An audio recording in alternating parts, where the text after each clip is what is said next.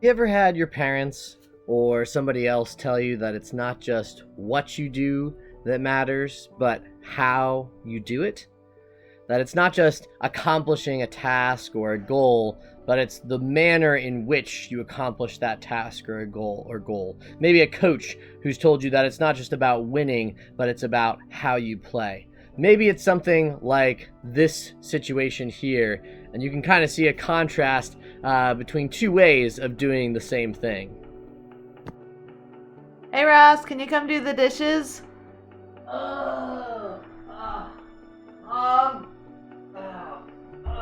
on, it's the worst. I was playing with video games. Hate doing the dishes. So dumb. Hate dishes. Alright, here you go, Mom.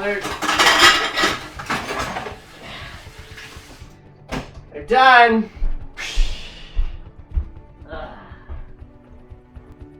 Hey Ross, can you come do the dishes?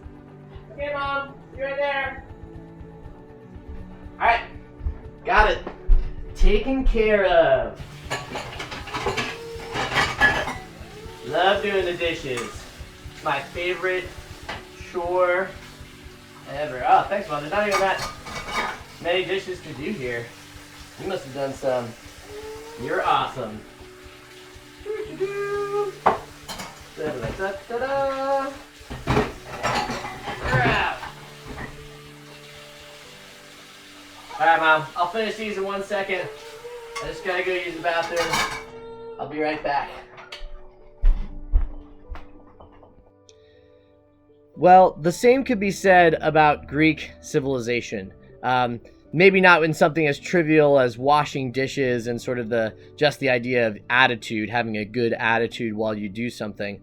But there is in Greek, in the history of the Greeks, a pretty important idea that it's not just what you do, but it's how you do it. And it's really the Greek spirit, the spirit of the thing itself that lives on. And it's the spirit of the Greeks, the way in which they lived, that has been inspiring to Western civilization even more than what they have built, most of which is collapsed. But we have remnants of it. But it's really the spirit in which they lived.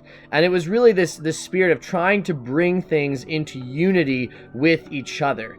Trying to bring into unity the body, the mind, and the spirit, and seeing them all as one.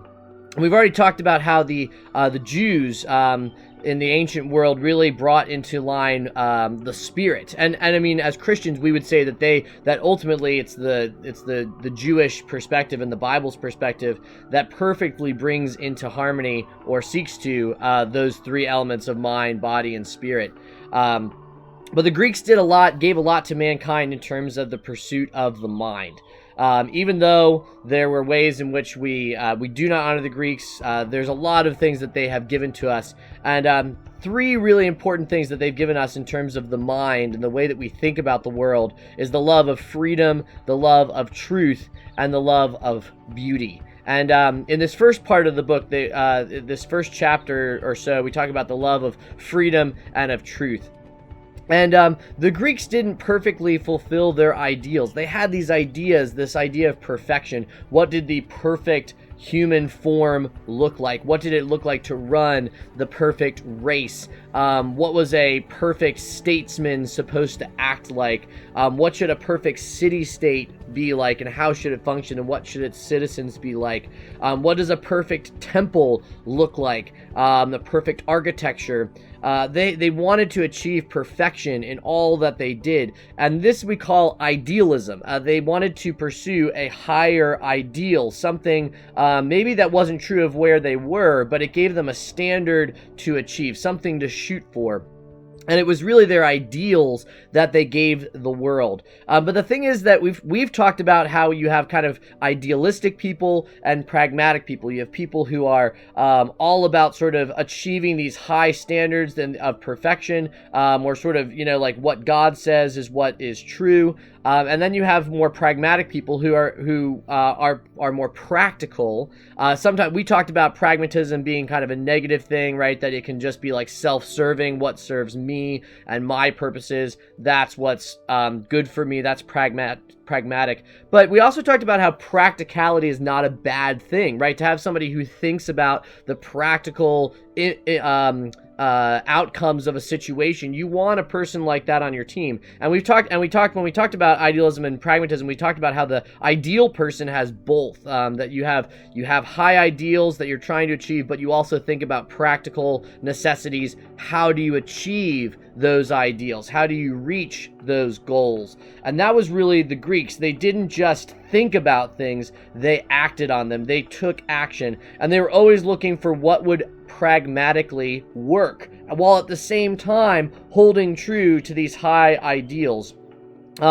And we've seen in their history through the Greco-Persian War and the Peloponnesian War how there were weaknesses in the characters of the Greeks that caused them to not be able to carry out their ideals. We saw sometimes greed really became a huge thing, and people became greedy.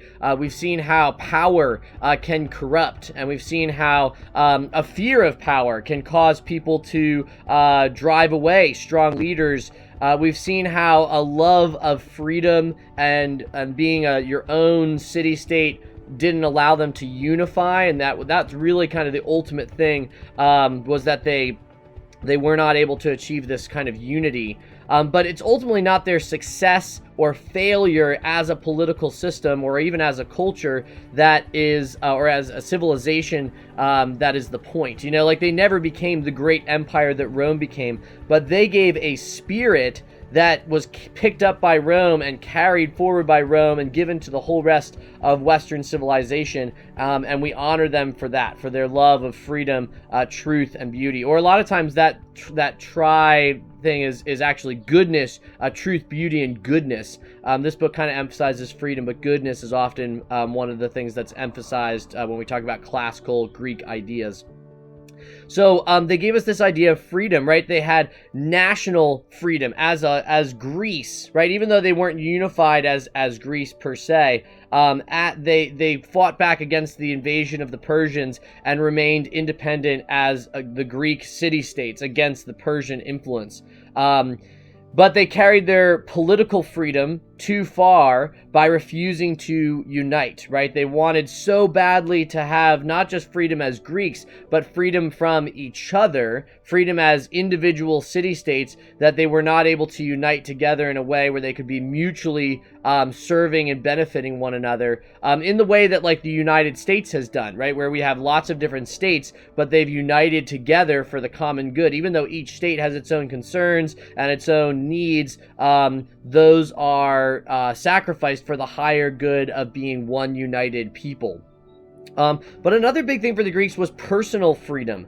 We see this in Nicias' speech about Athens not interfering in the daily life of its people, that you had freedom to do what you wanted to do. Again, like an idea that's pretty important to Americans, that we have the freedom to choose what we want to do with our time and our money, and you're free to do that. And the Greeks valued that sort of personal freedom as well, even though I would say that we've lost some of what the Greeks had in terms of their devotion to the state, to the political project. You know, like Athens at its height, where people were willing to give their lives for their country. I think that sort of patriotism is something that we as Americans need to rediscover. We can often be really cynical about our nation, whereas I think like what our nation was founded on was a lot of idealism and a lot of hope for what we could achieve as a nation. And there's still a lot of good things that America has done and can do, and we need to kind of cling to those more. Another big thing for the Greeks was truth, their love of truth. Now, this is not the same as just truthfulness. The Greeks were known as tricksters. They were known to be ones who would kind of lie to the barbarians in order to get ahead. They didn't even trust each other and often lied to each other within, we saw this when they were building the long walls, and Thucydides went down to Sparta as though he was going to be making a deal with them, whereas really they were just building the long walls the whole time. But when we say their love of truth, we mean their love of truth in a capital T sort of way. The difference between right and wrong, the ability to judge without prejudice, to make just judgments for people, to be able to tell what's truly good and truly evil, and being able to distinguish good from evil. And ultimately, we're going to talk about with Socrates is the ability to acknowledge be truthful about what you don't know. Being willing to be humble and honest about the fact that you don't know certain things and that the truth is something beyond you. So when we say truth, the love of truth, we're not just talking about truthfulness. We're not just talking about facts like it's true that the sun rises, but we're talking about values and virtues, things that are true eternally. Self-control, diligence, courage, perseverance, these things that are true and good, and knowing that certain other things like selfishness or greed or lust are evil and wrong, and being able to distinguish those two from each other. And the Greeks had a passionate love of trying to discover those truths, and they didn't always do them perfectly. They were without God's word and his law to guide them, but they did the best that they could in a lot of ways. And we'll be talking more as we go forward about the one of the great leaders in this pursuit of truth, who was Socrates. Socrates, could you please come do the dishes? Of course.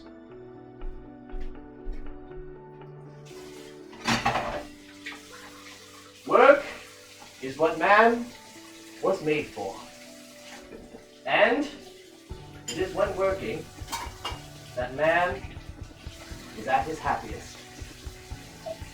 So I am at my happiest now.